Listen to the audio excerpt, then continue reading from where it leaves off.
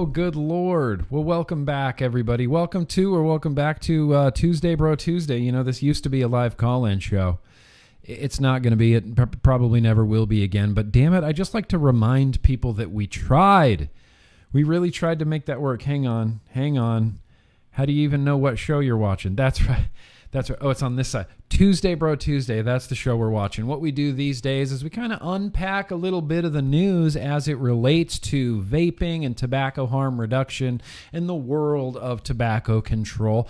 First and foremost, I say this every time, I am a freedom guy.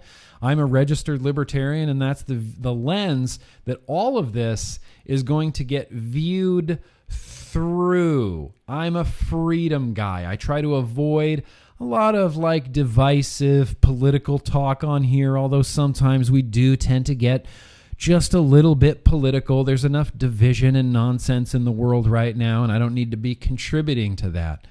I believe in helping each other. I believe in kindness. What up, Jesse? What up, fam?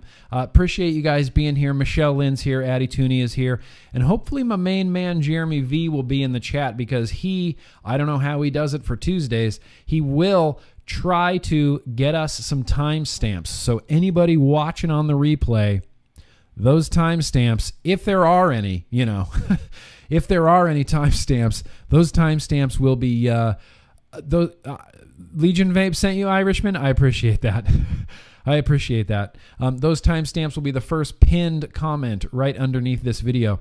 Desfati Bridge has a question right out of the gate in the chat. Is there a libertarian running for president in 2020? Oh, you bet your ass there is. Joe Jorgensen's running for president in 2020. I'm never going to tell you who to vote for. I'm just going to tell you to vote your hopes. And let me tell you, my hopes lie with Jo Jorgensen. Check her out. She had she actually had some really nice things to say about vaping. Let me see if I can find what she said. What did she say about vaping? I thought I had a picture of it somewhere. Didn't I have something like that about Joe? Good old Jo Jorgensen. No, I guess I deleted it. Damn it, I guess I deleted the picture of for Jo Jorgensen. Yeah, but she's very freedom-minded, very individual liberty-minded. She's running for president. Very pro-vaping presidential candidate. We could possibly elect the first female president. You got to vote your hopes, right? You got to vote your hopes, everybody. There's just been so much going on, and I think I say this every Tuesday. Bro Tuesday is just in a real weird mood today. Just in a real weird mood today. Most of the week, I can focus on a lot of things. When I'm trying to do reviews and I'm focusing on reviews, and when I'm editing a podcast or I'm editing videos, then that's what I focus on. Or when I'm prepping the vlog and I'm doing, I'm getting together segments and things like this, that's what I can focus on. But whenever we come to Tuesday Bro Tuesday, good evening to you, Big Red Vapor Channel. Whenever we're coming to Tuesday Bro Tuesday, I always... I'm delving so much into the news, so much in, I'm just waist deep in research and articles and reading these studies that I have no business reading because I barely have a high school education, and I'm trying to read and disseminate all of this information and think about how can I get this clearer and concise? How can I communicate this to my subscribers that would be in like a genuinely helpful way? And it always just puts me in a real weird mood. I did miss you, Millerman Chris. I definitely did miss you. Let's do a couple super chats right out of the gate. I saw there were a few here. Living Hints, a little tidbit for the channel. Nick, to get things started, a big yo-yo, happy wife, happy life parable. Yeah, I appreciate that, Living Hints. Ranger Man, very gracious of you. Who do we trust? I trust my own body. O2 levels up in my blood. No more smoker's cough. That's the facts on vaping I need. Who do we trust? Ranger Man? It's an excellent question. I don't even know. I don't know who to trust anymore. I don't know who we can trust anymore as a society. Can we trust our leaders? Can we trust the Centers for Disease Control? Oh, can we trust the World Health Organization? Can we? Can we trust our duly elected officials?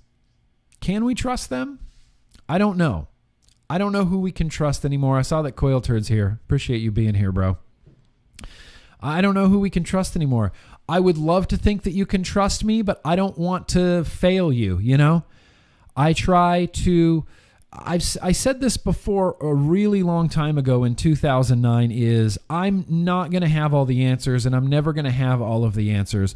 All I can do and all I have ever done is look at the information around me, get from sources that you agree with, get from sources you don't agree with, try to get to the bottom of the truth, and then make a decision based on as much information as you can possibly gather.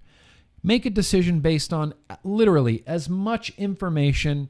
This is me just grabbing information, you know, from the internet as it flows out of my computer. Grab as much information as you can and then make a decision based on that. And don't be afraid to change your mind. Don't be afraid to change your decision based on new available evidence, data, information, studies, things like this. It doesn't make you a hypocrite to change your mind or change your position on things. It just means you're growing as a person and you're thinking critically about things. Rising Phoenix Vapory, what do you have to say to me today? Okay, Chris Huller. I don't want to skip over Chris Huller there, bro. This stream tastes like freedom. Yeah, it does taste like freedom. You know what else tastes like freedom? Some freaking God juice.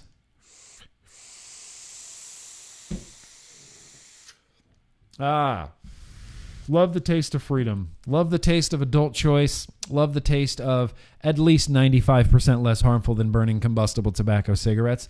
Rising Phoenix Vapory. Is Tuesday Bro Tuesday rad? Technically, yes. But so what? I know. So what? Just so what? Who cares? Am I running a little hot right now? I feel like my microphone is I'm gonna turn myself down just a little bit right there. I notice I peaked. Ha ha ha ha ha ha ha ha. Mic check. Mic check 1. Turn it up a little bit. Mic check 2. I peaked out really hard right there a couple of times. Steven in the chat, I feel your pain. I couldn't sleep at all last night, so I couldn't work yesterday, but Tuesday Bro Tuesday has got me in a better mood. Just remember that we are all here for you, Nick. Yeah, you know, I really do. I really do appreciate that.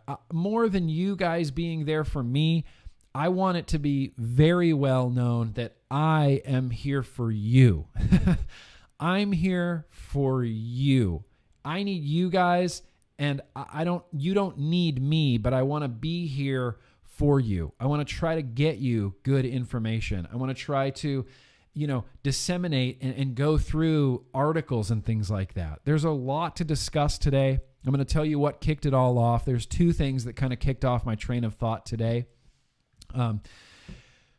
What was that, Poon Sauce? I got a super chat here from my good buddy, my good buddy Poon Sauce McNasty. That's right. You've elevated yourself to the status of good buddy. Knowing this will go to CASA is well worth the $10. Keep fighting the good fight, my friend. Texas belt buckle. Don't say that. And that money, well, sure. Yeah, I guess eventually that money's going to go to CASA. I guess that's one of the first things.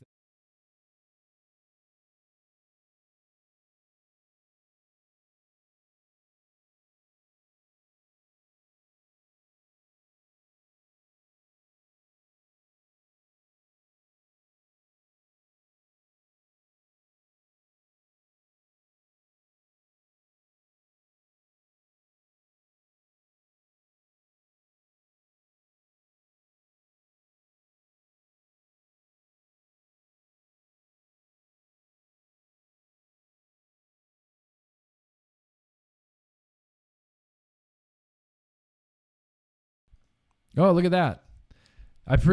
Thank you guys for just jumping on right there. I appreciate it. I don't know what happened. I really don't know what happened. That was bizarre. So last week we had Alex Clark on the program, Alex Clark from CASA, and I felt like it was the first audio dangle clack. I felt like it was a really, really good interview. I was really, really happy with the way it went. We had a great conversation about CASA and what they do and harm reduction and what that accomplishes and tobacco control and just lots of things. Unfortunately, it was just Dangleclack City. His video and audio just kept skipping all over the place. I couldn't even turn it into a podcast. There was very little to work with because the audio levels were so all over the place. I couldn't even turn it into a podcast. But I thought it was really, really great. And I had set up the stream the night before with my buddy Flitz On You, who is he's a Twitch guy. He's a small time Twitch gamer guy. He plays The Sims over there on the Twitch, and I've watched a couple of his streams. It's not necessarily something for me, but he's a good guy. He's actually been in the vape industry quite a long time, or vape community, I should say. Never really jumped into the industry there, but I had the stream all set up and ready to go, and it was working flawlessly. Alex Clark came on. I got the stream all set up with Alex. It was looking and sounding, I mean, you guys, flawless, perfectly flawless. And then as soon as I hit stream, it was like the universe just said, nope, here's some Dangleclacks, man, and just smacked a Dangleclack hammer on my head, and the whole stream just went full potato. But what we did do was we raised some money for CASA. All of the super chats last week went to CASA, and we got $300 and something dollars there for CASA. Where's the total number here? Yeah, I can't see it. It's too small. $369. That's how much we raised for CASA. I rounded up to $369 from like $365, I think. Plus, there was some conversion there with some foreign currencies that I wasn't super familiar with. So if it was like 10 New Zealand dollars, I just said, okay, that's $10, whatever. I'll just round it up to whatever the American dollar is. Don't really care. But we ended up raising a little over $300 for CASA. So I went ahead and donated that to CASA today. I just wanted to prove that I can put my money where my mouth is. And we donated all the super chat money. All the super chat money went to CASA last week. And that's fantastic. I love raising money for CASA. I started, or I'm going to start. It's weird the way that they do it. They won't let me take it out of my bank account. It has to go through PayPal, but that doesn't much matter. Just a monthly $10 donation to CASA, I think would be a huge thing. Had a couple more super chats here happen. Logan Exhales says that your hair looks nice today, and I appreciate you. Logan, I appreciate you too. I don't care what Vaping 360 said about you on Twitter. I think that's messed up, man. Nobody likes you, Logan.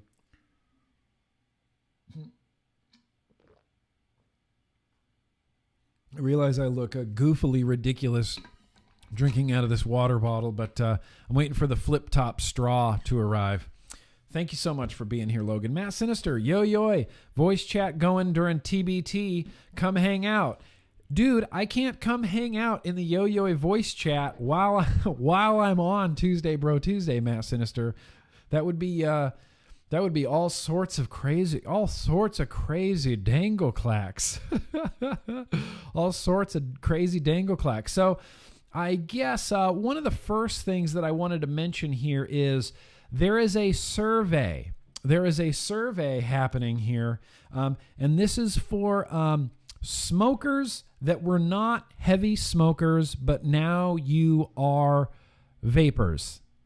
If you were not a heavy vapor, there's too many super chats happening. I want to get this survey out there. It's oh, come on, Chrome. What are you doing? Oh, should I show YouTube Studio? No, that doesn't make any sense. Yeah, this is the one that I want. Yes, this one. There we go. This is a questionnaire on vaping and smoking habits and self-reported respiratory symptoms survey for vapors and smokers. So this survey, if you want to be part of the solution and you want to help fill out a survey, help do some science, as it were, for the vaping world, you can jump on this. I'll put a link in the description for this. This is for this is for vapors, actually, that were not heavy smokers. One of the things that they're trying to differentiate is the harm solely from vaping. a lot of the studies that are out now show that vaping is much, much less harmful for you, but the actual harm is really hard to nail down because the overwhelming majority of vapors are or were, smokers for very long periods of their life. So what they're trying to do is get vapors who were not heavy smokers, less than 1,000 cigarettes total. Less than 1,000 cigarettes total. So if you think that you fall into that category, if you think, I've smoked less than 1,000 cigarettes and now I vape, this is the survey. This is the survey for you. This is the survey for you. There's also another survey going on here. I wish I had that Joe Jorgensen picture. I can't believe I deleted that. Hang on. Let me try to find it again. Let me try. Maybe I was just looking in the wrong folder. I looked in one folder and I just kind of gave up. Okay, yeah, I definitely deleted it. And that is, that's a huge bummer, man. Had Joe Jorgensen talking about vaping. She's a huge vaping supporter. Nope. Okay. Cancel. Sorry. You're not going to get to hear from Joe Jorgensen. I'm going to try to track that down again and I'll put it up on the, I'll put it up there. Anyway, there's another survey here as well. Is this this one? Come on. Queen Mary University of London.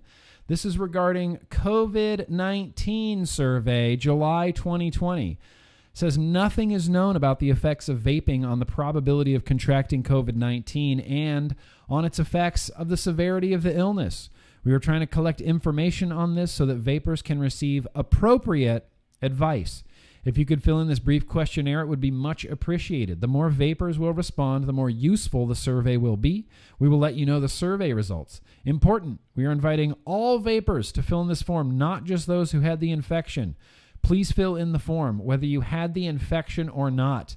By filling in this form, you are consenting to participate in this survey. To view the participant... So there you go. There's another survey. I'm going to have that link down in the description of this video as well. So 2 surveys right out of the gate. Let me do a couple of these super chats because I thought I saw a pretty big number come in there. Oh, it was from Beecher Howard. Evan left us a super chat. Very gracious of you. He says, I'm voting for George Jorgensen because she's anti-FDA. Yep. One of the many reasons that we're voting for Joe Jorgensen is because she's anti-FDA. Yes. Vote your hopes. Vote your hopes. Rodney C., that's very gracious of you. Been a member of CASA since the beginning up at VaporCon West. Thanks for all you do. Yeah, absolutely, Rodney C. Now, is that Rodney C. from Chicago? Do I know you, Rodney C.? I think I know you, Rodney C. Beecher Howard, wow. Beecher Howard flexing some muscle there, flexing some monetary muscle there. Can I have a motherfucking t-shirt? Yes, you can. I will send you a t-shirt. As soon as we get more in stock, tell me your t-shirt size. I'll send you a mother effing t-shirt. No problem. I'll send you a t-shirt. I'll send you a snapback if you post pictures on Instagram. That's all I care about. That's all I care about is posting pictures on Instagram. Sexy King Phil, very gracious of you. Grim, you rock a goatee better than my dad. Okay, well, shit. I'll take it. This is all I can grow. This is it. This is the limit of my facial hair ability. I've tried to grow beards in the past, and I just end up, looking like a transient. I just end up looking like a homeless person, and it's bad. It doesn't grow in. It grows in real spotty. Thank you to whoever in my family gave me those genetics, but I just can't grow anything. It never connects. Grows in real patchy. I can, if I really wanted to, probably grow a really, really solid neck beard, but that's just not my style. I'm not a 17th century politician. So I have no need, I have no desire to grow a neck beard there. But yeah, Beecher, that very gracious of you, and Sexy King Phil, very gracious of you as well. So we got those 2 surveys there that are happening. One more thing I wanted to mention real quick here as we get into things. We had a new tweet from Democratic congressional hopeful Henry Martin. Now, we've talked about him in the past. And we're going to talk about him just a little bit again right now. I'm not sure if a lot of people are on Twitter. If you're not on Twitter, you should definitely get on Twitter. It's the place to be right now. But Democratic congressional hopeful Henry Martin has been a big champion of vaping and harm reduction. He's posted out a few tweets now about vaping, a few tweets out now about harm reduction. He was talking about how, in the military, when he was serving in the military, he wished that his fellow military dudes had access to vaping products. He said, they would all smoke, and it was the choice between, well, you can take a smoke break or you can do manual hard labor. So people would just start smoking in the military, and how it would fill the barracks with just stink of cigarettes and this, that, and the other. Oh yeah, hydrate. And it would fill up and it would stink for days and days, and how he wished they had access to sweet smelling vapor products. He said, I would much rather. Hi, welcome to Talking. GD, maybe I do need to hydrate. Thank you, Michelle Lynn. Let's hydrate, hydro homies.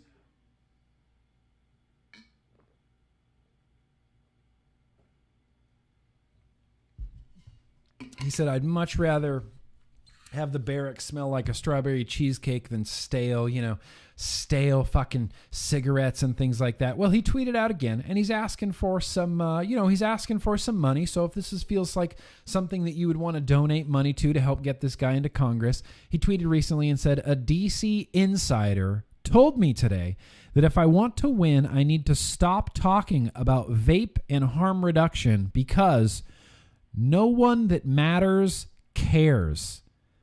I told him he has no clue what he's talking about. Can you chip in 420 to send someone to Congress who cares? Look, I'm not from the great state of Missouri, but if I was from the great state of Missouri, I'd be chipping in to try to get Henry Martin into Congress. Vaping, I've said this before, and I'll say it again. Vaping is not a partisan issue. They're both against us. The guy that introduced the anti-vape mail bill, where if this goes through, which by the way we have like 2 weeks to comment on that and do some CASA calls to actions before it gets voted on in the House or the Senate, one of the two. I can't remember, House or the Senate. He was a Republican from Texas, and now we have a Democratic congressional hopeful from Missouri who's pro-vaping, pro-harm reduction. We get it from both sides. This is not a partisan issue as much as people want it to be. So I'll post a link in the description to Henry Martin's Twitter if anybody's interested in hearing more about that. Let's do a couple super chats here. I saw a couple super chats poke their heads in there. One more from Dave. Dave, can you tell my abortist brother Chad, thank you for getting me back into vaping. I owe my health to both of you. Yeah, absolutely, Dave. What? Abortist brother Chad? Abortist? I'm not 100% sure what that means. If you want to inform me or educate me on that, I would be much appreciated. But sure, I'm glad that he helped you get back into vaping. I'm glad I could help you get back into vaping. It's so much better on this side. It tastes like strawberry cheesecake. It doesn't taste like the inside of an ashtray's asshole. One thing that I wanted to share again, and now look, we always run out of time on Tuesday, Bro Tuesday. I try to keep this to an hour and a half, and we're already a half hour into this, but I have no less than 27 tabs open right now in my Google Chrome. A lot of tabs open right now. So we're going to get to some of these tabs. There's going to be some story time with GrimmGreen. We're going to talk about who do we trust? We certainly can't trust the FDA, right? Certainly can't trust CDC, Centers for Disease Control, right? There's certainly a lot that we can't trust right now, and I'm just wondering how we got here. How did we get to this place where we can't trust anybody? But first, yes, Tenacious TX Vapes coming from the home state of John Corrin. Yeah, Tenacious TX Vapes, Stan, I appreciate you and everything you do for the community. Very much appreciate you. Stan, very gracious of you. He says, screw John Corrin. Yeah, I'm ashamed he calls himself Texan. Yeah, Republican John Corrin from the great state of Texas, the biggest state in the Republic of Texas, he's the one that authored and introduced the anti-vape mail bill. Yeah. Yep. So how's that for your mind grapes? Appreciate that, Mr. Stan Tenacious TX Vape. So someone tagged me on Instagram recently in this great video, and it's a video. I'm going to show it to you right now. It's a video of a lung. So it's going to kind of loop back and forth, but that's a healthy lung right there, right? Inflating, and then smoker lung, inflating, healthy lung, inflating and exhaling, smoker lung, inhaling and exhaling. This is from what does that say on there? Medical Talks. The Medical Talks Instagram. And I was fascinated by this, and I'm like, that's awesome. That's cool. Science, happening in front of us. Healthy lungs, smoker lungs. Healthy lungs, inhaling, smoker lungs, inhaling. Very, striking visual, evidence of the toll that cigarette smoking, that tobacco, that combustion takes on your lungs. Striking. It is gross. It's gross and it's awesome, dude. Gabe, it's gross and it's awesome. And then there was a doctor, that nobody asked for, just kind of chimed in there. He chimed in there on this comment. Dr. Jarrett jumped in there and had this to say: vaping is bad too. Unrequested advice from Dr. Jarrett. Vaping is bad too. It causes damage to your lungs. It doesn't actually, and we're going to get to that hopefully in this Tuesday Bro Tuesday, but there's no evidence that vaping harms your lungs. I don't know how else to say it. No evidence that vaping harms your lungs. Vaping is bad too. It causes damage to your lungs and you to crave a smoke and suffer withdrawal symptoms if you ignore the craving. So one of his main talking points about that vaping is so bad that if you vape and then you don't vape, that you'll suffer withdrawal symptoms of vaping because, nicotine. That's why vaping is bad, because we know it doesn't damage your lungs. So the withdrawal symptom apparently is a reason enough to say that vaping is bad too, even though, I don't partake in caffeine anymore. Just can't. Fucks me up. But I have lots of friends that use caffeine, that drink coffee or tea every single day, drink black tea every single day, drink coffee every single day. And they all kind of say the same thing. And I know this firsthand from working at Starbucks, the mood that people would be in before their coffee and the mood that they'd be in after their coffee. And let me tell you, that is a withdrawal symptom. When you wake up in the morning and you're craving coffee and you need coffee to get your day started, you are experiencing the withdrawal symptoms of caffeine. So apparently withdrawal symptoms, that's a reason enough. That's a reason enough to hate vaping. Nicotine is a toxic substance? Sure. I mean, yes, lots of things are toxic substances. What's the relative level of toxicity to it compared to when it's combusted as compared to when it's not combusted? There's nuance to this, Dr. Jarrett. And I know very little about Dr. Jarrett. I looked him up on, what are you talking about, Michelle Lynn? You're muted. Also hydrate. Really sorry for texting you so much. Okay, that's fine, Michelle Lynn. That's fine, Michelle Lynn. Here, let me find Dr. Jarrett again. Here he is. Here he is on Instagram. If you wanted to go find Dr. Jarrett on Instagram, he just says Doctor, Health, Humor, and Inspiration. He's an anesthesiologist from Miami. Nicotine is a toxic substance. Ready for this? It raises your blood pressure and spikes your adrenaline, which increases your heart rate and the likelihood of having a heart attack. What?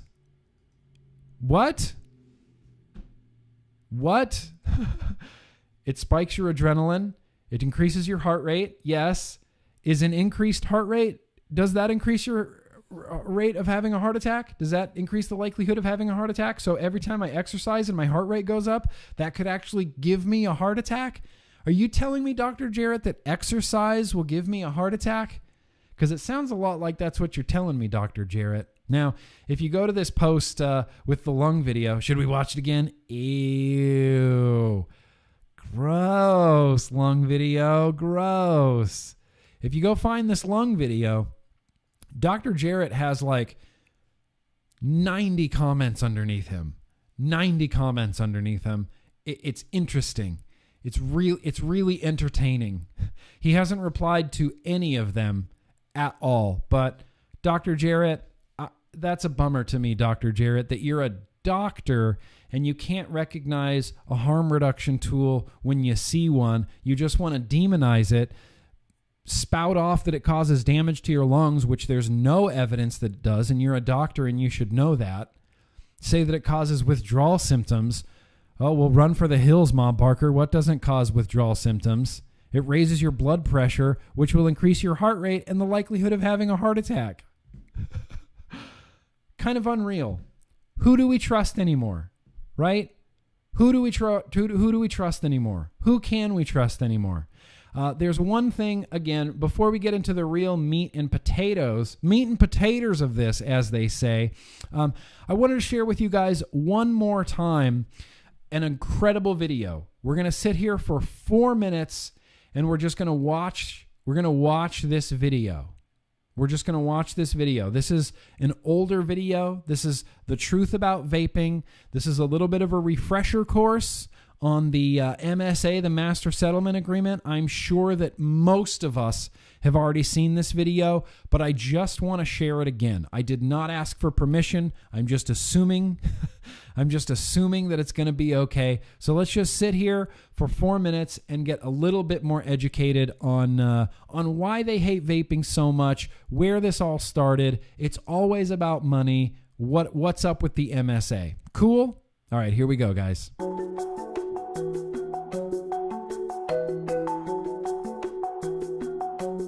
Most of you have probably seen or heard about the stillblowingsmoke.org campaign that's been launched in California, and you may be asking yourself, why is the California Department of Public Health so against vaping when year after year more smokers are turning to e-cigs as a less harmful alternative to tobacco cigarettes?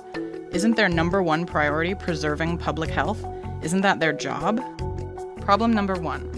The more money Big Tobacco makes, the more money California gets. In 1998, a deal was struck between the biggest Big Tobacco companies and 46 U.S. states called the Master Settlement Agreement, or MSA. This agreement said that these Big Tobacco companies would make yearly payments to the states in exchange for the states dropping lawsuits against them regarding smoking-related deaths and expenses. The amount of money Big Tobacco pays the states each year is directly dependent on how much they sell. Problem number two. The states spent that money before they got it. Most of the states wanted all that money up front, instead of waiting for payments from Big Tobacco each year. So they sold bonds to Wall Street based on the amount they calculated Big Tobacco would be paying them. But then something started happening. Americans started smoking less. Since 2000, on average, tobacco cigarette sales have dropped 3.4% per year. That sounds amazing, but not for the states like California. Remember those bonds they sold? They were counting on money from Big Tobacco, and since it's not coming, they can't pay back the bonds they sold, and either have to take money from other places or risk defaulting.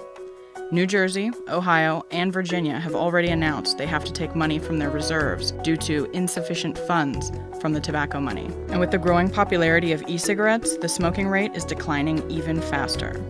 California and New York are being affected the most, because they have the highest populations and are owed the most money by Big Tobacco under this agreement. In 2013, cigarette shipments saw their biggest decline since 2009, and many financial analysts say the cause of that severe decline is e-cigarettes. In 2012, Americans bought over 14 billion packs of tobacco cigarettes and 200,000 packs of e-cigarettes. The following year, sales of tobacco cigarettes decreased by 1 billion, and sales of e-cigarettes doubled. Wells Fargo estimates tobacco cigarette sales will decline by 68% over the next 10 years, and e-cigarette sales will increase more than 13 times. So naturally, California is panicking.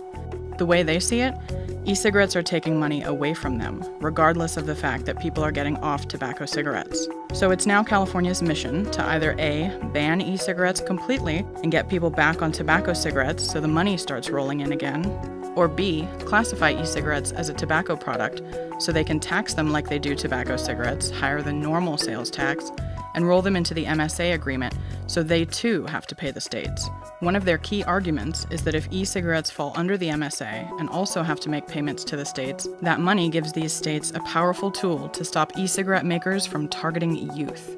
No wonder one of stillblowingsmoke.org's biggest and most unfounded talking points is that e-cigarettes are marketed to children. And never mind that only 14.6% of the funds the states receive from big tobacco actually go towards costs associated with smoking or smoking prevention. So the truth? The state of California needs tobacco sales to stay high, otherwise they default on their bonds. E-cigarettes are getting in the way of that. It looks like the health of the public isn't the top priority for the Department of Public Health. Their top priority? Their wallet.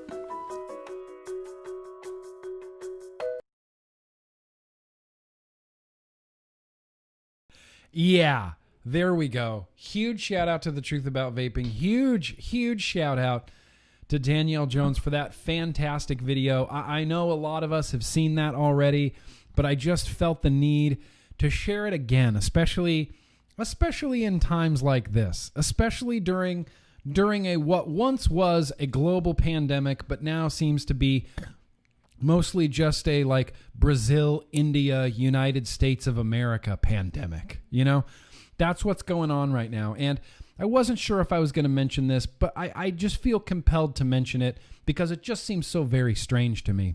Is I've been getting a lot of, before I get into this, let's see if there's any, Dave. Okay, Dave is clarifying. A borist is a tree doctor. Oh, arborist. Arborist. Okay, tree doctor.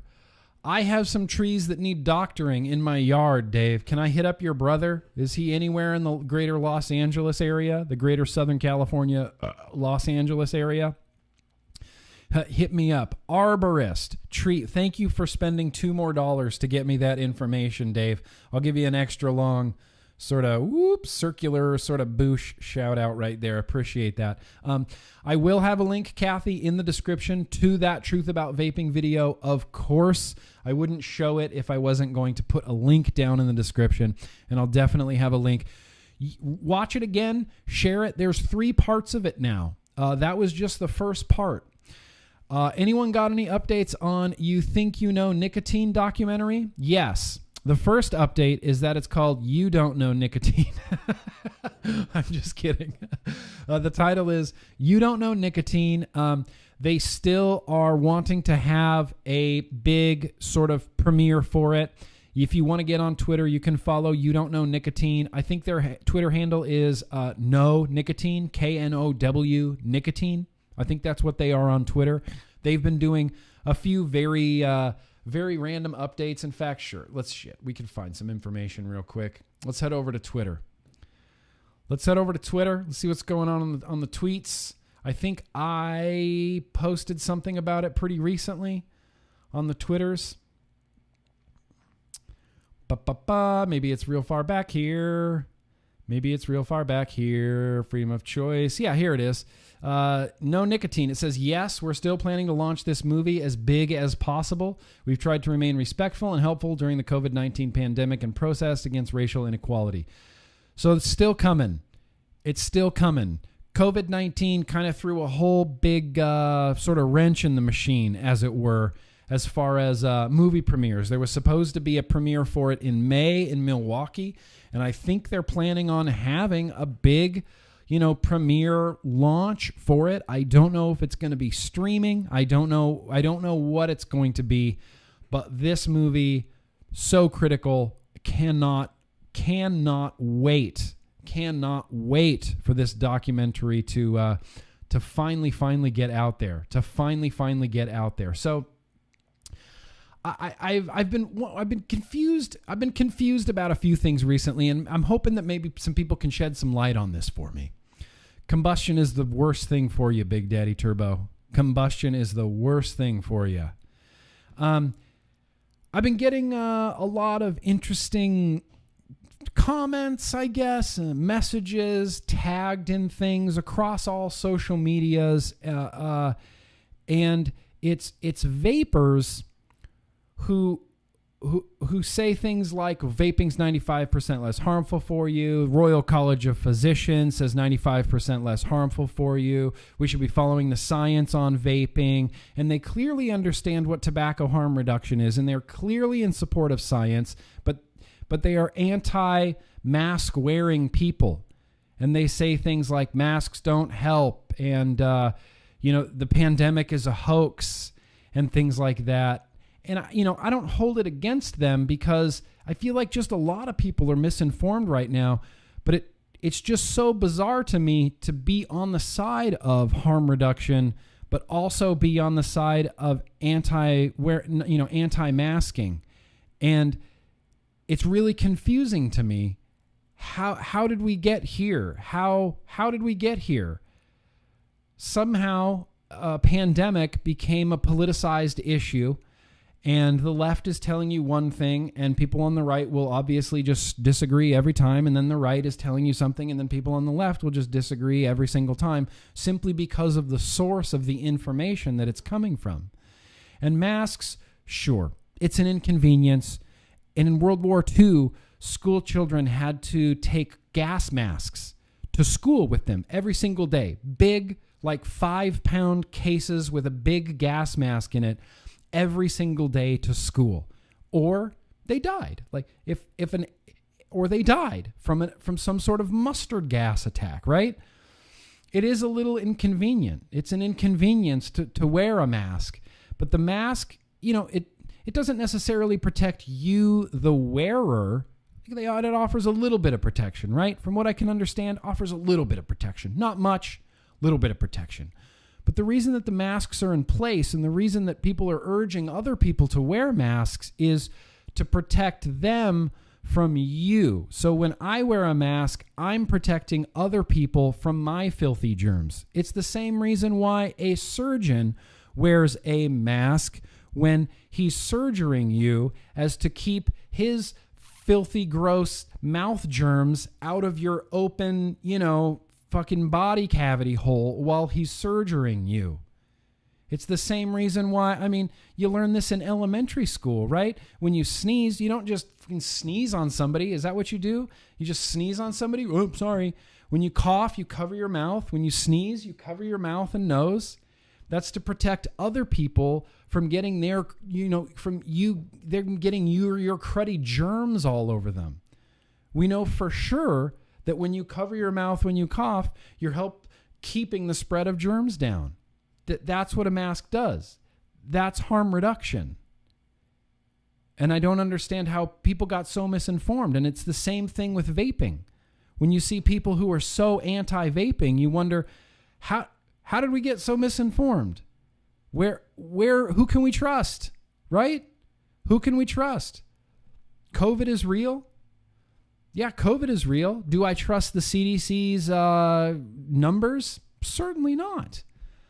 I can't trust the CDC's numbers when they're conflating, vitamin E acetate THC cartridges to nicotine vaping, or they're conflating actual positive COVID tests with COVID antibody tests. The CDC has lost credibility. World Health Organization has lost credibility. And I don't wear a mask because the CDC told me to, or because Governor Gavin Newsom tells me to. I do it because in my head, that makes sense. When I sneeze, I cover my face. If I want to prevent spreading germs, I cover my face. You know how they ended the Black Death, the Black Plague in Europe all those years ago after it killed, 300 million people? Yeah. Look into it. Quarantining and covering your face. That's how they ended the Black Death. I can't trust the CDC? No, of course I don't trust the CDC's numbers on smoking and secondhand smoke deaths. The bad science that we used around secondhand smoke is deplorable. Nothing but bad science around secondhand smoke. Nothing but bad science around secondhand smoke. So that's why I'm asking. I'm open to the conversation. How did we get so misinformed? I made the mistake the other day. Have you ever just Googled vaping? Like just Googled the word vaping. It's crazy what comes up. At least, look, this is just United States Google. Googled vaping. First search result, John Hopkins. Right? John Hopkins Medical is supposed to be this really trustworthy medical health organization. They only have our best interest in mind, right? They only want what's best for us. What does John Hopkins have to say? What does John Hopkins have to say about vaping? Here we go. 5 facts you need to know. John Hopkins Medical. If you've thought about trying to kick the smoking habit, you're not alone. Nearly 7 of 10 smokers say they want to stop. That I don't even believe is true. Quitting smoking is one of the best things you can do for your health. That, definitely true. Smoking harms nearly every organ in your body, including your heart. Nearly 1/3 of deaths from heart disease are the result of smoking and secondhand smoke. Is that true? Do we have the science to back up that nearly 1/3 of the deaths are from heart disease are from secondhand smoke? Or did we use terrible science to justify smoking bans in the name of secondhand smoke? You might be tempted to turn to electronic cigarettes, e-cigarettes, vape pens, and other vaping devices. First of all, nobody calls them vape pens. You like my, this is my vape pen. This is the vape pen that I'm vaping today. It's the Aegis Max with the Steam Crave Aromomizer V2 RDTA on there. Yeah, that's my vape pen. Vape pen. You might be tempted to turn to vape pens as a way to ease the transition from traditional cigarettes to not smoking at all, but is smoking e-cigarettes, also called vaping, and just the fact that they use smoking terminology, that upsets me. That upsets me to no end. Smoking, I said at the very beginning of this, I'm going to try to remain calm, so we're going to try to remain calm. But is smoking e-cigarettes, also called vaping, better for you than using tobacco products? Can e-cigarettes help you stop smoking once and for all? Michael Blaha, MP, MD, MPH, Director of Clinical Research at Johns Hopkins Cicerone Center for the Prevention of Heart Disease, shares health information about vaping. Are you ready for this?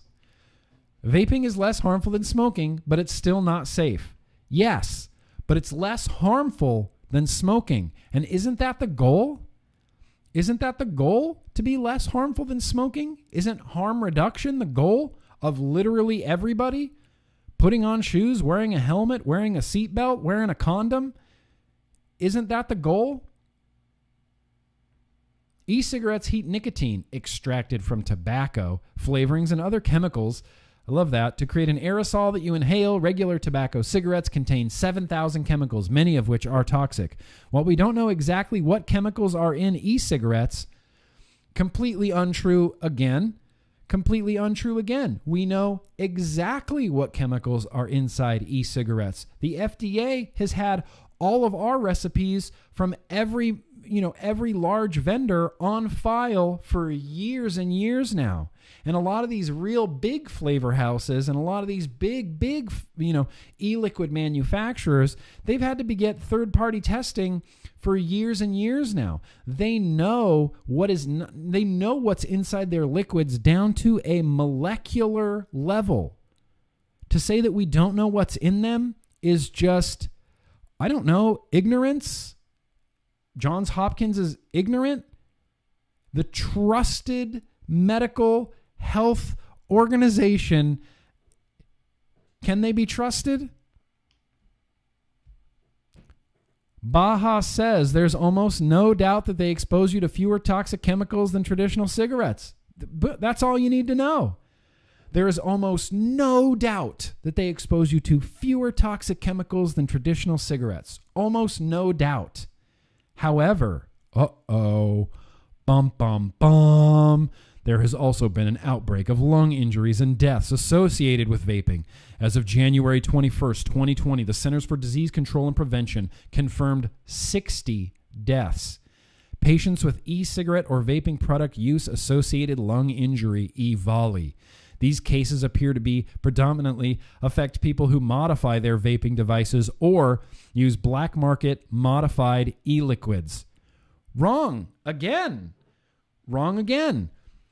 This is why people are misinformed, because they will Google vaping and they will click on, oh, John Hopkins. You know, that's their trust. I trust John Hopkins. They've been around forever. We're supposed to trust John Hopkins, right? We're supposed to trust the CDC, right? You're supposed to. You're supposed to be able to. But now John Hopkins medicine, in my opinion, credibility shot. Credibility shot. Black market modified e-liquids? Wrong. Wrong. Wrong terminology? Wrong. Whoops. This is especially true for vaping products containing THC. Yeah. The one thing. The CDC has identified vitamin E acetate as the chemical of concern among people with EVALI. Vitamin E acetate is a thickening agent often used in THC vaping products. It was found in all lung fluid samples of EVALI patients examined by the CDC.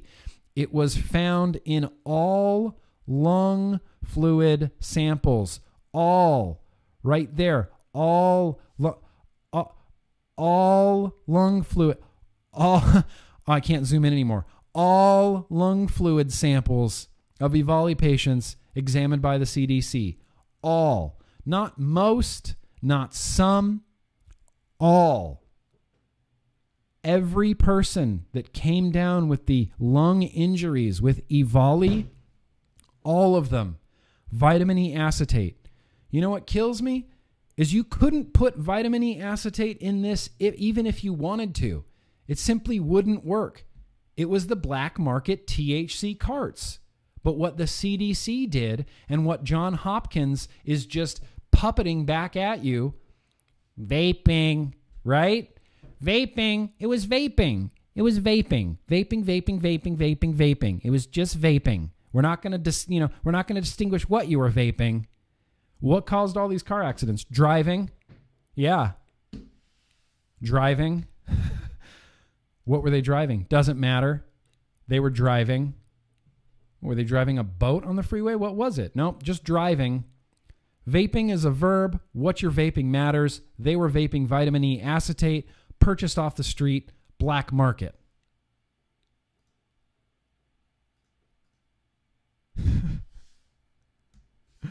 The CDC officially blames the so-called vaping injuries on exposure to THC products that also contained vitamin E acetate. But we still hear that it was just vaping. Oh, it was modified e-liquids. What? You can't modify an e-liquid with vitamin E acetate. You just can't. This is how people get misinformed. There's a transcript, too. You want to see this? There's a transcript of that last picture that I just showed you. This is the actual transcript. You can listen to the audio recording. You can listen to the audio recording of it. This is Dr. Hayes and Dr. Ann Shuchat, who I'm not 100% sure. They dance around the topic a lot. I'm not going to read this whole thing, obviously, because it's gigantic and long. But if you do a Command F search for nicotine, it comes up 5 times in all of these pages. 5 times. The first time, one more follow-up. Can you now say that that it is not vaping products containing nicotine? Dances around the subject. Well, let me just say that we can't, even though it was found in vitamin E acetate was in 100% of the patients, we can't completely rule out nicotine. That doesn't mean that vaping products with THC or other substances are safe, and it doesn't mean that e-cigarettes that are nicotine only are safe. That doctor is implying that Even though EVALI was caused 100% by contaminated THC black market vitamin E acetate contaminated cartridges, that even if you vape nicotine, there's still a chance, right? Just that little bit of fear there. Oh, there's still a chance that this could really mess you up. Still a chance, right? Who are we supposed to believe? Who are we supposed to trust? Who the F are we supposed to trust? Don't forget, stay hydrated, Hydro Homies. This video is not sponsored by the coldest water bottle yet, but I love the crap out of this thing.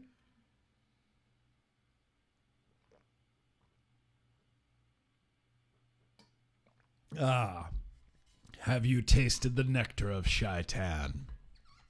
They mention it again towards the bottom. The New York Times, I think, asks again, is there a suggestion to this report? Nicotine e-cigarettes, could you talk about more about that, please? And she said something about, EVALI, we thought it was nicotine poisoning at first because of blah, blah, blah, e-cigarettes, the early EVALI cases, which they tried to name Vapey, because they just had to fit vaping into the title of it.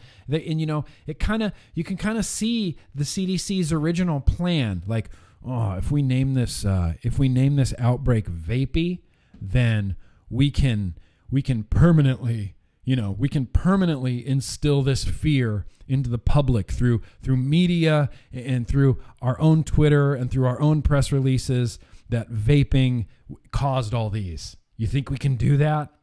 You think we can do that? Then they changed it to EVALI, EVALI. Nicotine gets mentioned 5 times in this entire conference, in this entire telebriefing, but vitamin E acetate gets mentioned innumerable times. 1, 2, 3, 4, 5, 6, 7, 8, 9, 10, 11, 12, 13, 14, 15, 16, 17, 18, 19, 20, 21, 22, 23, 24, 25, 26, 27, 28, 29, 30, 31, 32, 33, 34, 35 times. Vitamin E acetate gets mentioned 35 times in this CDC update telebriefing, and nicotine gets mentioned 5 times, but they still want you to think, got to keep that fear going.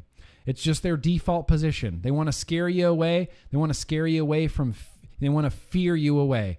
They want to fear you away from vaping.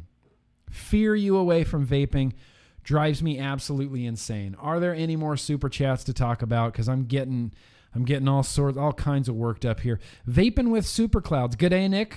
It's Johnny from Vaping with the Superclouds, Brisbane, Queensland, Australia. It's 9:15 a.m. here, and I am tuning into the greatest vape reviewer in the world, GrimmGreen. Boosh. Yo to you, Nick. Damn it, thank you. I don't do well with compliments. Greatest vape reviewer in the world? Certainly not. Certainly not.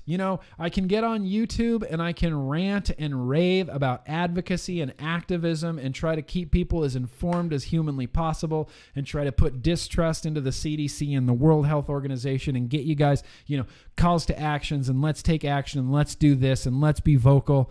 And then it's like, the response to that is less than, oh, God forbid, you forget that the PM80 from Vaporesso comes with rubber plugs that adjust the airflow. You'll get 50 comments about that.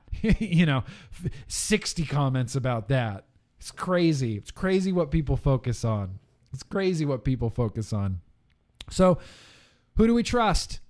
Who do we believe? Can we believe the CDC? I can't. Can we believe the FDA? Well,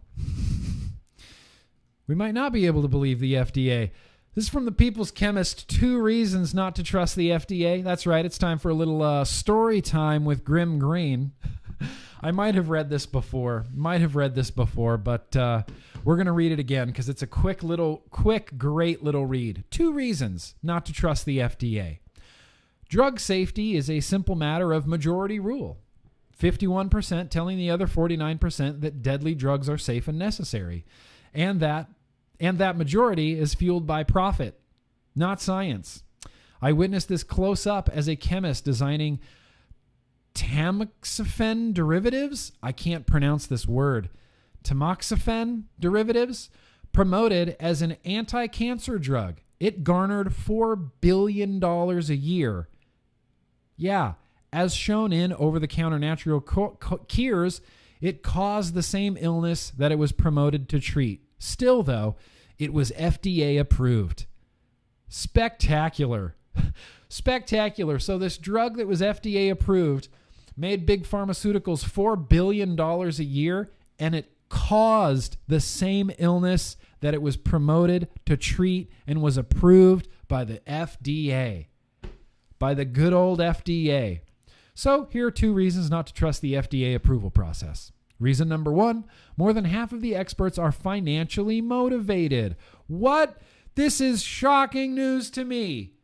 Financially motivated? You mean to tell me that people at the FDA are greedy? What? According to USA Today, more than half of the experts hired by the FDA to advise the government on the safety and effectiveness of medicines have direct financial relationships with the pharmaceutical companies who will either be helped or hurt by FDA approval.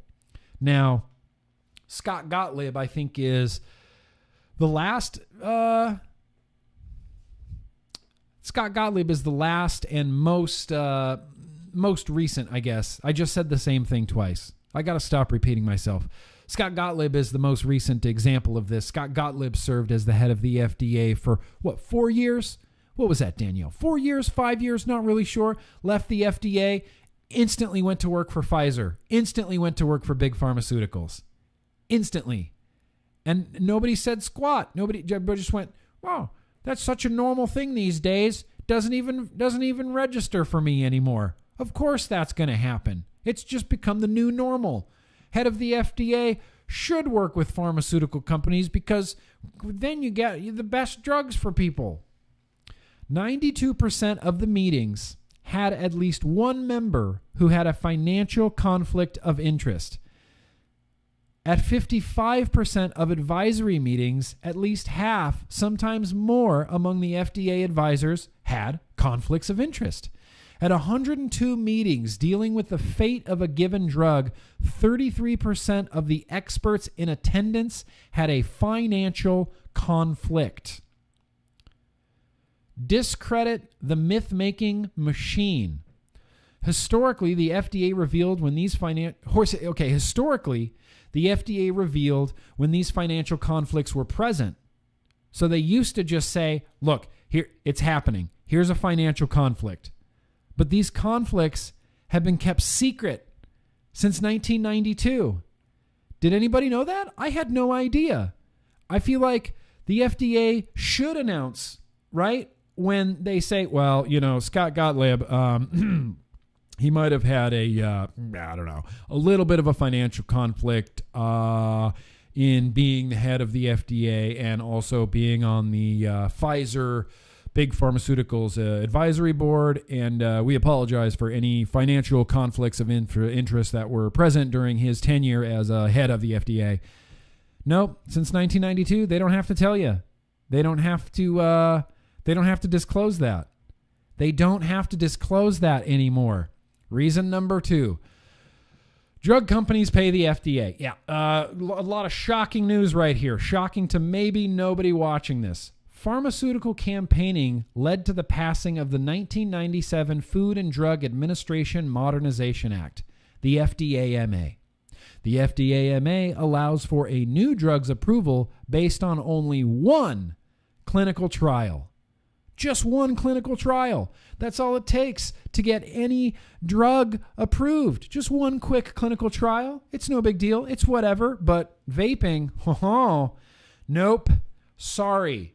Vaping, PMTAs. You're going to need to fill out 1 million, literally, no exaggeration, 1 million pages of paperwork, and it's going to cost you millions of dollars to submit that application. And at that point, we don't even have to read it. Don't even have to read it. But the pharmaceutical campaigning led to the passing of the FDAMA. One clinical trial. That's all it takes. That's all it takes, baby. One clinical trial. Stay hydrated, hydro homies. In addition to lowering drug approval standards, pharmaceutical companies have ensured that the FDA is well compensated for their approval efforts. The pharmaceutical campaigning led to the Prescription Drug User Fee Act, PDUFA. PDUFA. What a great PDUFA. You think they named it that just so they could all say PDUFA? PDUFA of 1992 and its reauthorization in 1997. This allows the FDA to collect fees directly from pharmaceutical companies to review new drug applications. This sets a new precedent in drug approval. Previously, the United States Treasury funded the FDA. However, with PDUFA,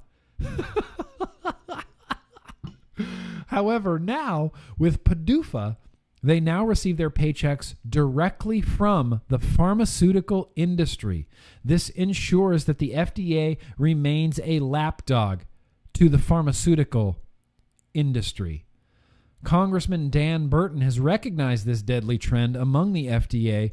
In a noble attempt to notify other members of Congress, he testified as follows. How confident can we be in the recommendations of the Food and Drug Administration when the chairman of Vaccines and Related Biological Products Advisory Committee and other individuals on their advisory committee own stock in major manufacturers of vaccines? How confident can we be in a system when the agency seems to feel that the number of experts is so few that everyone has a conflict and thus waivers must be granted? It almost appears that there is an old boys network of vaccine advisors that rotate between the CDC and FDA, at times serving both simultaneously. It is important to determine if the Department of Health and Human Services has become complacent in its implementation of the legal requirements on conflict of interests and committee management. If the law is too loose, we need to change it. If the agencies aren't doing their job, they need to be held accountable. What is at issue is not whether researchers can be brought in the sense of a quid pro quo. At issue is that close and remunerative collaboration with a company naturally creates goodwill on part of researchers and the hope that these largesse, okay, well here I don't understand this word, so we're going to Google search for it. Largesse, generosity bestowing money or gifts upon others. Oh, okay, I see what you did there. We'll continue. Can the FDA and CDC really believe that scientists are more immune to self-interests than other people? And now we have a bunch of other... First of all, that blew me away. Completely blew me away. Not entirely blew me away. I didn't find it that shocking. A boofta. I know, right? Right, Christopher? Well, a boofta. Oh, man, it's just going to make me chuckle every single time. PDUFA. No, it's PDUFA. PDUFA. PDUFA. And the great thing is, they don't have to disclose this to anybody. They don't have to disclose if there's conflicts of interest anywhere. Hang on, let's take a quick vape break because I haven't vaped in quite a bit. Actually, that's too much. I don't want to chase clouds all over the place. Yeah. Free Max. God damn it. When it works great.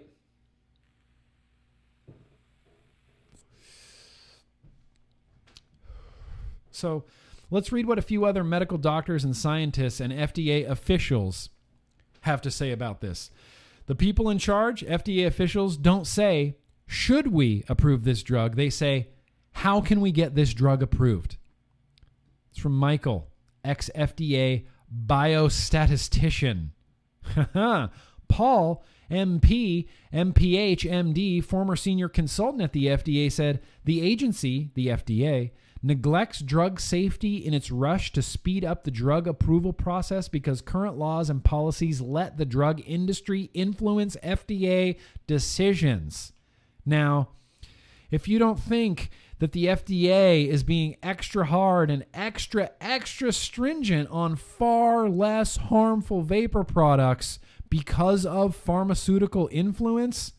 Whoa. Yeah, of course. Of course they are. David Graham, speaking to Crusader magazine in 2005, FDA insider for over 20 years, said, the people who approve a drug when they see that there is a safety problem with it are very reluctant to do anything about it because it will reflect badly on them. They continue to let the damage occur. As currently configured, the FDA is not able to adequately protect the American people. It goes on. I'm going to post a link in the description to this very thing. 2 reasons. More than 2 reasons. You know what? I'll just put it in the chat right friggin' now. Yeah, sick boy. Is this a vape pen? Yeah, here's my vape pen. Nope.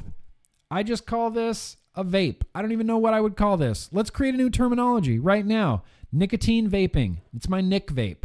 It's my NV. It's my NV? Envy? Can we call it an NV? Nicotine vape? I agree with you, Joshua. FDA approved is generally a bad thing. FDA approved is generally a bad thing. Jim Bubba. We had one more here from Sexy King Phil getting into these super chats. Grim, I appreciate everything you do with vaping advocacy. Without you and the mods, I wouldn't know what to do. Much love. Sexy King Phil, thank you very much. I appreciate that. I don't know what I'd do without Sexy King Phil in the chat every week. I would feel 100% lost. Jim Bubba, very gracious of you. Is GrimmGreen the world's greatest vape reviewer?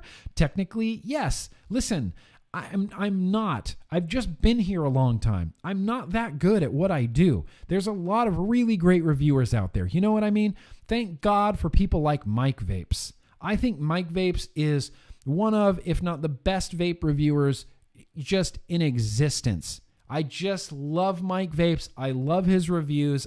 I love Mike Vapes. I would go so far as to say Mike Vapes, much better reviewer than me. Much better reviewer than me. Thomas, very gracious of you. Because advocacy, thanks for fighting for us lowly vapors. Look, I'm fighting for you guys. I'm fighting for everybody. I'm fighting for the industry. I'm fighting for smokers more than anything else. I mean, yes, I am fighting for you guys, but really, this really comes down to smokers, because I've said this before too. Everybody should get to quit smoking the way that we got to quit smoking. You know, everybody should be able to do that. Tim J, I have COVID, not a hoax. Wear your mask. Also wear your mask. Tim J, holy shit. Wishing you a fast and speedy recovery. Very fast and speedy recovery. You have COVID. It's not a hoax. Wear your mask. Yeah. Damn it, wear your mask. Just wear it. You know, here's the thing. Here's how I look at it. If the experts are right, and then I wear a mask, the most that I'm put out is that I have a piece of fabric over my face, right? That's the most. I have a piece of fabric over my face, maybe save some lives in the process. That's it. That's the most you're put out. Little piece of fabric over your face. People are concerned. There's tinfoil hat people that are concerned. Well, this is just, social grooming, and they're just trying to see what they can force you to do. What?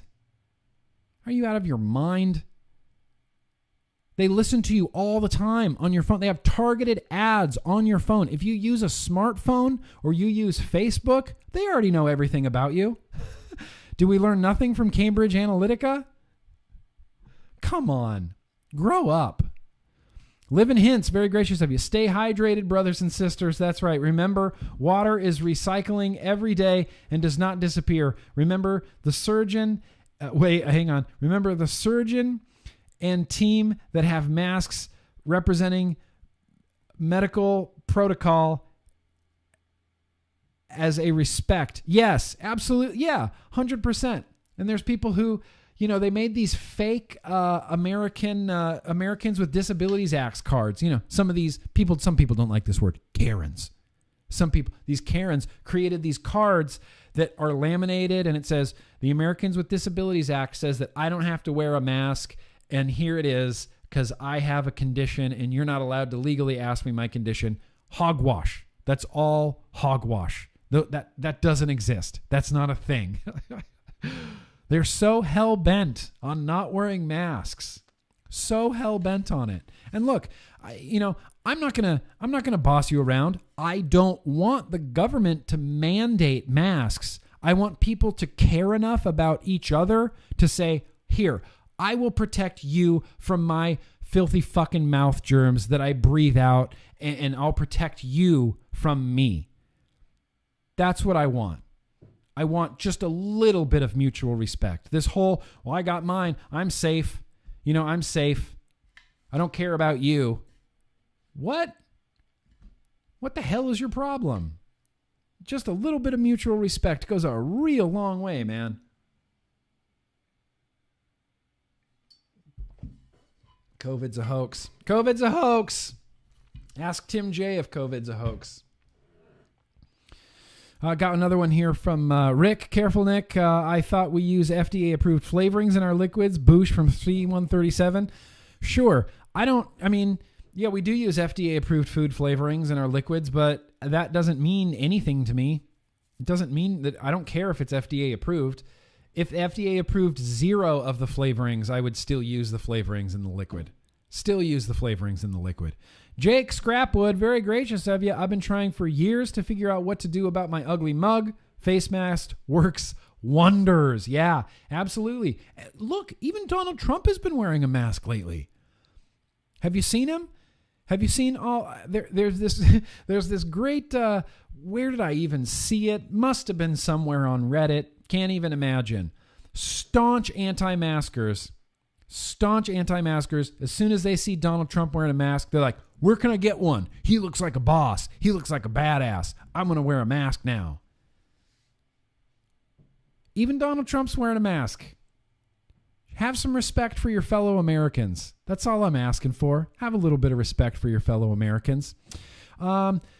We're not going to read this whole article. I just like the big headline on it. I'm going to put a link to it in the description. Why you simply can't trust the government to look out for your health and best interests. Well, this was written by Dr. Russell Shearling. I've read this. It's pretty great. Goes over a lot of the same stuff. The revolving door has been criticized here. Revolving door talks about big pharmaceuticals, influence on oh, whoops. What am I doing? On the FDA. And, what are some other things that we get told a lot about vaping? We're trying to discredit the myth-making machine. Discredit the myth-making machine, right?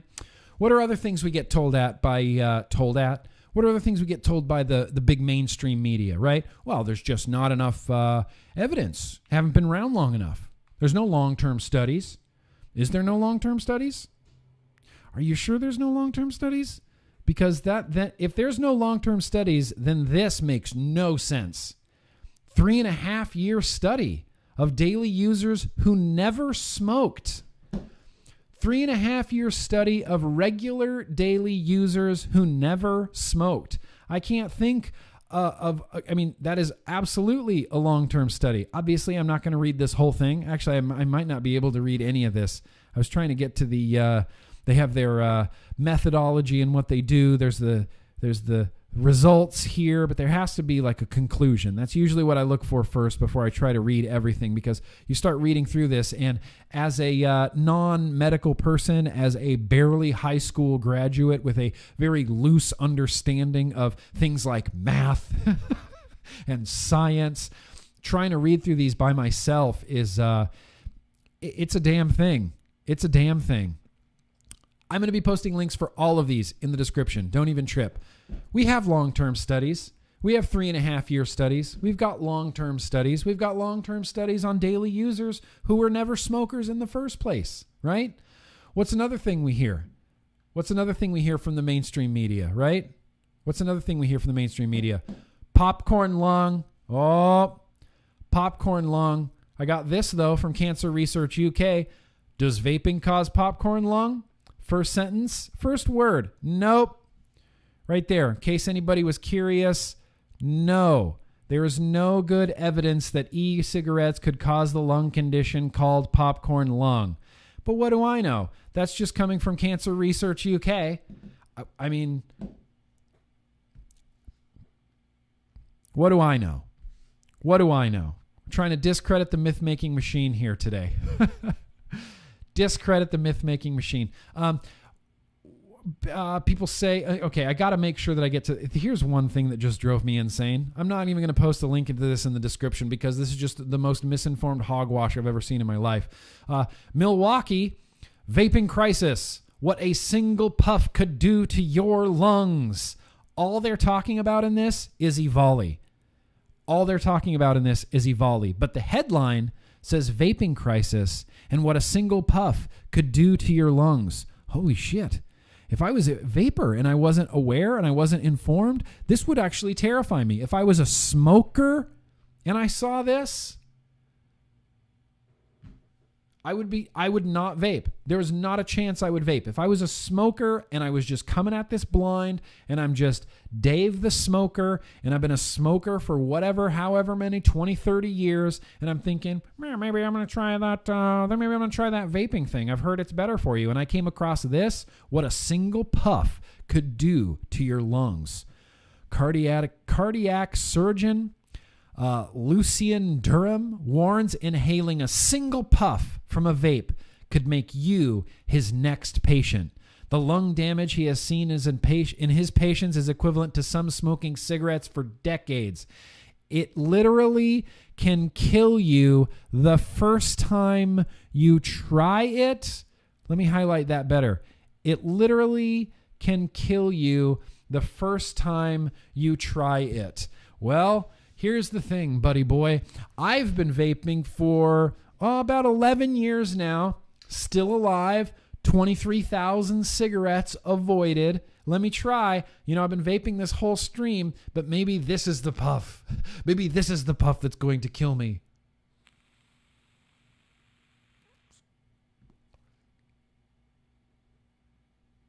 Nope. All good. We're all good here. All good here, guys. No, don't even trip. Vaping crisis. Don't worry. A single puff off of an e-cigarette will not kill you. What's another thing that we hear? We're wrapping this up. What's another thing we hear? Something like this, maybe? Oh, something like that, maybe?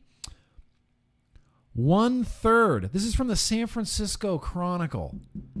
San Francisco Chronicle, man. 1/3 of young adults may at risk. Okay, typos aside, when a typo makes it into the headline of a major newspaper, how great is that? It kind of just, you don't even take it serious. Like it's like a typo on Twitter. I've put out these amazing tweets that I've just spent time crafting and getting my wording down correctly, and then there's just a typo in it. And as soon as you tweet it out and you see that typo, you go, well, no one will take me seriously ever again. That's just the way typos work on the internet. Sometimes you just got a cloud chase. San Francisco Chronicle says 1/3 of young adults may at risk. May at risk. 1/3 of young adults may at risk of severe COVID-19, especially if they vape or smoke. What? Especially if they vape or smoke? Wait, what? Especially if they vape or smoke? Now, imagine going into this as just, whatever, Dave, the normal dude. And I don't know why I keep using the name Dave. It's just a name I like to go to it. You're just Dave, and you're just, I don't smoke. I don't vape. I'm trying to quarantine. I'm sheltering in place. I don't want to get COVID-19. And you see this, and you think, oh, man. Whew. That vaping epidemic, those kids who are vaping, somehow, even though it's illegal for them, somehow they're vaping, they're going to get COVID-19. It's going to be worse. And you'll start telling people, you go, did you hear about this? Yeah. The kids that are vaping, it's going to be worse for them. COVID-19. Well, then explain this, numbnuts. France is testing whether nicotine could prevent coronavirus. Yeah.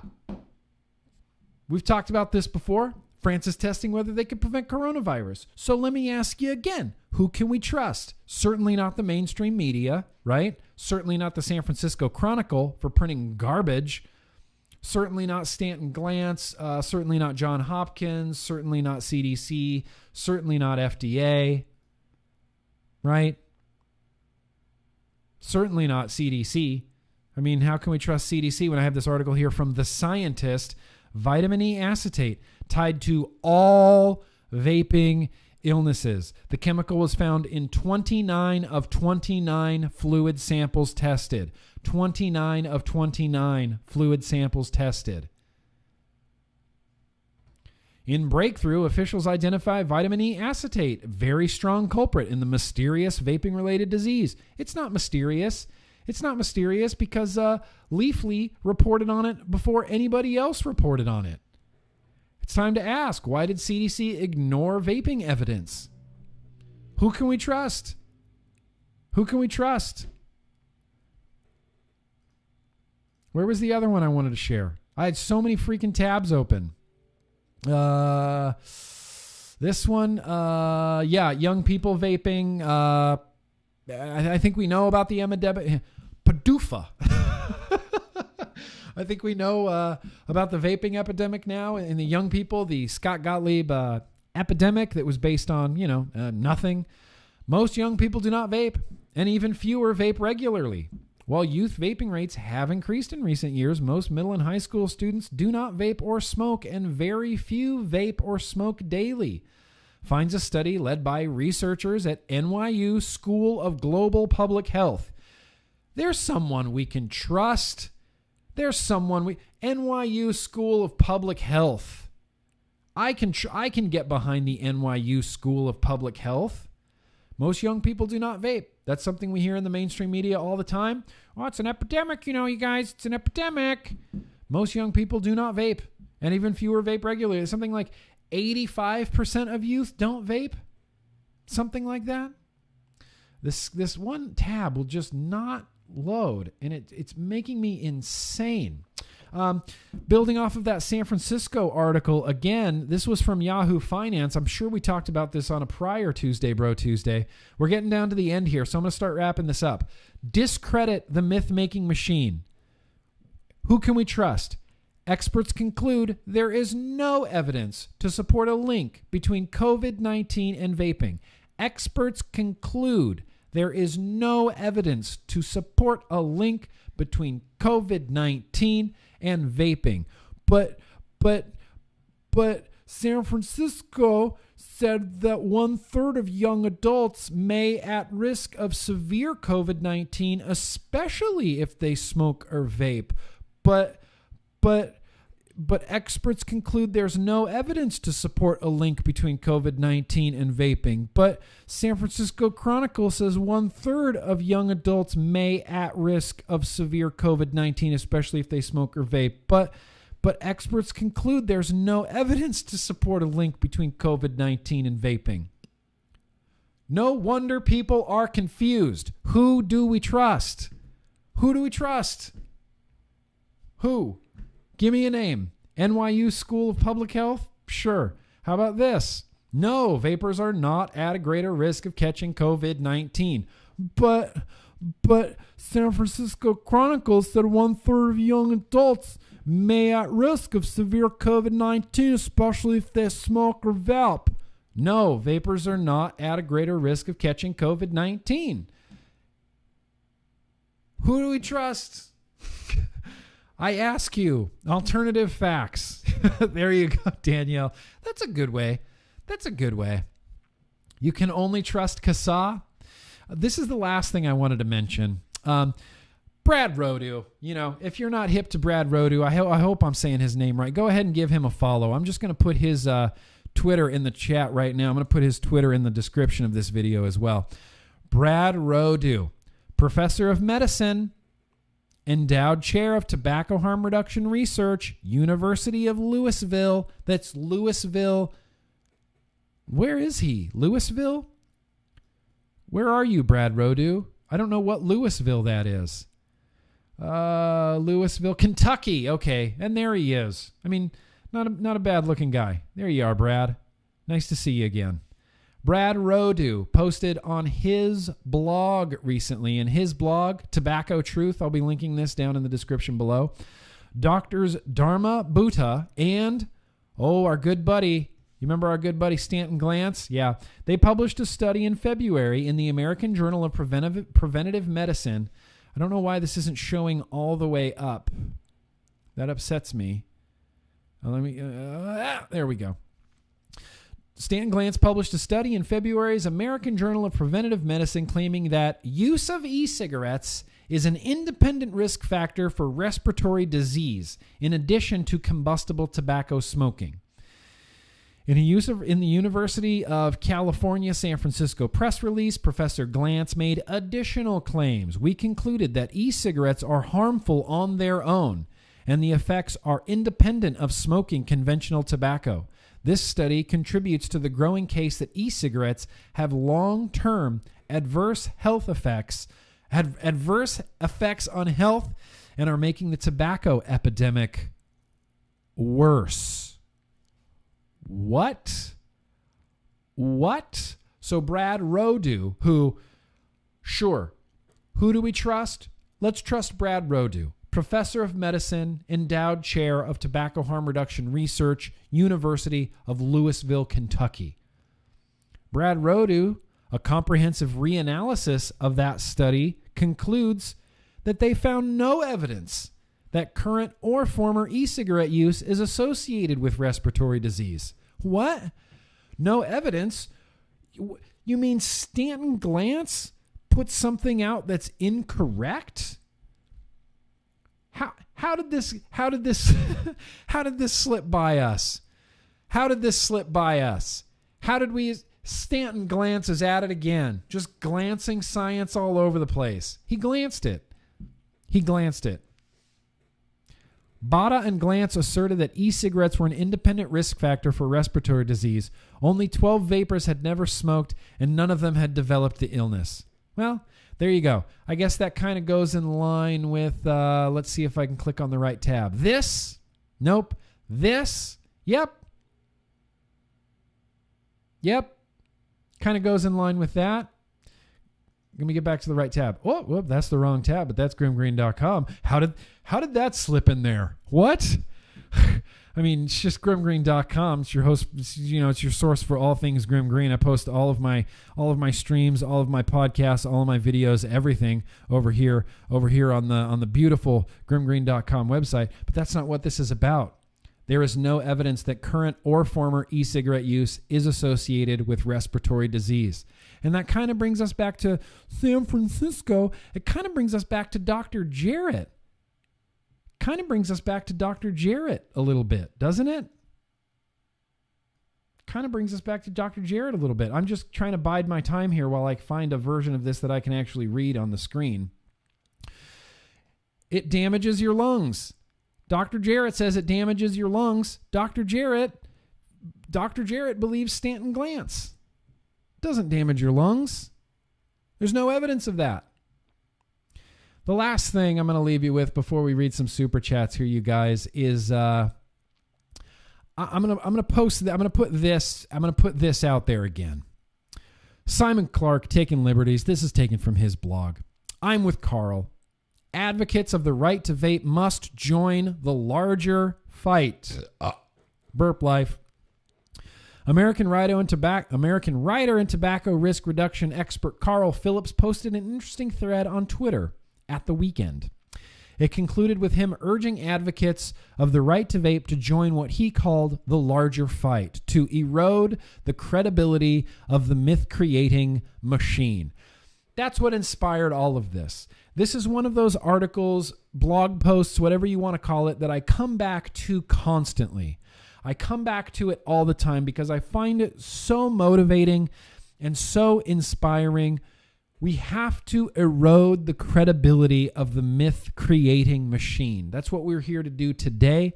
That's what we should be here to do in the future. It's long. I'm not going to read the whole thing, but I'm going to read this one part. The final most important point here.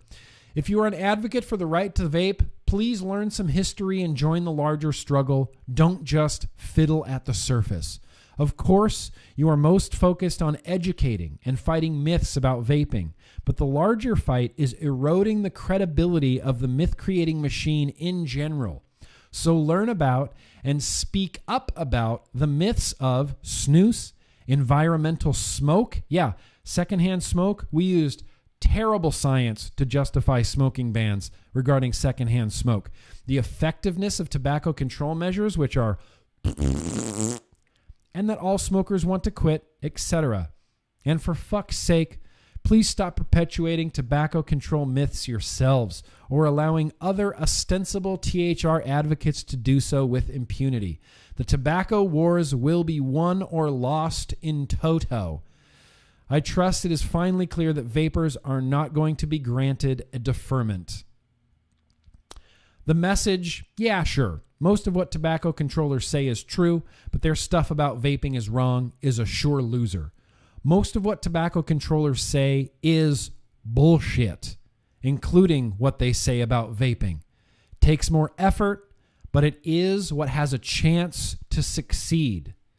I'm going to zoom in on that. Most of what tobacco controllers say is bullshit, including what they say about vaping. It's time to discredit the myth-making machine, erode the credibility of the tobacco control myth-making machine. I had a lot more articles here. I had this one here from the EU, False Fears About Vaping, Stopping Smokers from Using E-Cigarettes. This is the UK reaffirming their position on far less harmful tobacco products. I had this here from the American Vaping Association about a Yale study that found that vaping flavors helps adults quit. I had this one right here. I had, this one right here. Yeah. Penn State Health News, research suggests that adults, not just teens, like electronic cigarette flavors. I'm going to be posting all of these in the description of this video. This video will have the most links I've ever had in my life. Kathy, if you're not hip to snus, get hip to snus. Snus rules. It's one of the things that CASA advocates for. Less harmful alternatives. I've used snus a lot. I use snus currently, not as much as I used to. I use it a lot on long distance flights, flying to places like New Zealand and Sweden and the United Kingdom and Ireland or wherever I travel on the plane. Snus, it's the way to go. Nope, it's not like dip. It's not like snuff. It is snus. I don't have time to explain all of what snus is. There's tobacco-based snus. There is non-tobacco-based snus. You can get, what are those on pouches that are literally just nicotine in a carrier. It's like a silica pack with nicotine, so there's not even any actually tobacco in it. You get a steady stream of nicotine. Snus is actually becoming really, really popular in places like Africa. There's a lot I had to share. It's similar to dip. No, it's not similar to... Is it similar to dip? It's not. Is it similar to dip? Okay, apparently I have some stuff to learn about snus too.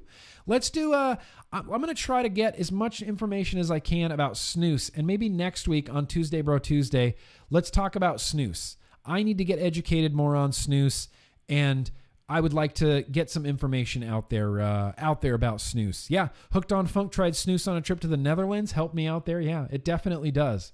It definitely does. We're going to finish up this here Tuesday Bro Tuesday. We're going to end this with some super chats. So I appreciate you guys coming out here, listening to me rant and rave. I just got, I got so worked up gathering articles for this.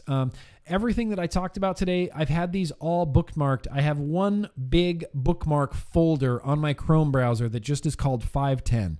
And anything that I run across from the world of vaping, tobacco control, tobacco harm reduction, it all gets organized and cataloged there. And so I grabbed some of my favorite things that I love putting out there, like this one. CDC's coronavirus failure was predicted by its VAPI response. Yeah, this is from Leafly, and they just tear into the CDC. Americans woke up this week to the startling realization that the U.S. Centers for Disease Control and Prevention, once a global gold standard in medical science, has been reduced to a gaggle of bungling bureaucrats. How do you not want to read an article that starts off like that? So, like I said, massive amounts of Links down in the description of this. We're going to end this Tuesday Bro Tuesday with some super chats. Ian, what do you have to say? Trump wears a mask so he doesn't spray disinfectant everywhere. What? Trump wears a mask so he doesn't spray disinfectant everywhere. Let me tell you, Trump gets tested all the time. Trump and everybody around Trump gets tested all the time, every day. And if you test positive, you get quarantined. That's just the facts of the matter. Wear a mask or you'll get power bombed. Watch out. Matt Sinister, he's going to power bomb you. I don't want to get power bombed by Matt Sinister. I can't think of anybody that does want to get power bombed by Matt Sinister. Honestly, truly, Matt Sinister, if we had a wrestling ring and we had like a yo-yo meetup and we had a wrestling ring, I would love to get power bombed by you. Love to get power bombed by you. Christopher Padufa. Padufa. Casey, what? My wife chimed in. I cannot allow my husband to pronounce Louisville incorrectly. It's the name of bourbon. It's pronounced Louisville. There, made you say it. You mean to tell me that I've been pronouncing Louisville wrong my entire life? Darling, light of my life. Louisville. All right. Look, I accept Louisville. Is that like a regional dialect thing, or is that like set in stone? This is how you pronounce it. I'd be interested. Louisville. Brad Rodu from Louisville. I'm probably saying Brad Rodu's name. It's probably not even Brad. It's probably Braid. Rowdow. Louisville. Okay. Live in Hints. Wrapping up Christmas gifts and one of my many show postings. It's good to be the king. A good Tuesday Bro Tuesday with good references. Wrapping up Christmas gifts and one of my many show postings. It's good to be the king. A good Tuesday Bro Tuesday with good references. Living Hints, I am so confused right now. Are you really wrapping up Christmas gifts? You know it's July, right? You know it's July. Okay, Thomas Crow says it is set in stone. That's how you pronounce it. Louisville. Oh, I was pronouncing his name wrong. Brad Radu. Son of a bitch.